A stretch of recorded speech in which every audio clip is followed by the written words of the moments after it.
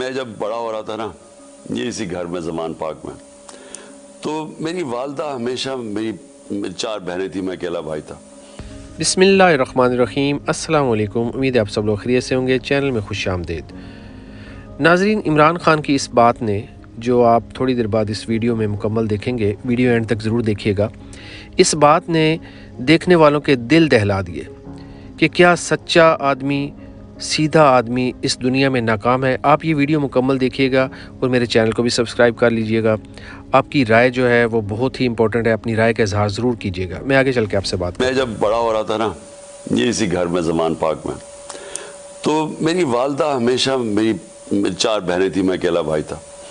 وہ ہمیشہ ان کو یہ کہتی تھی کہ مجھے تو اس بیچارے پہ ساری فکر ہے، یہ بڑا ہی سیدھا ہے، یہ ہر قسم کی بات مان لیتا ہے، ہر قسم کو ٹرسٹ کر لیتا ہے، تو یہ تو بیچارہ رول جائے گا دنیا میں۔ جس ملک کی FIR جھوٹی کٹے، ساری ترتیب جھوٹ پہ لکھی جائے، گواہ جھوٹے ہوں، وکیل جھوٹا ہو، تو آگے جج کہاں سے سچائی پر فیصلہ کرے گا؟ اور آگے جج بھی اکثر اپنے فیصلوں کو بیچنے کے لیے تیار بیٹھے ہوں، گواہ جھوٹ بولنے کے لیے تیار بیٹھے ہوں، بے گناہ کو 302 لگانے پر تیار بیٹھے ہوں۔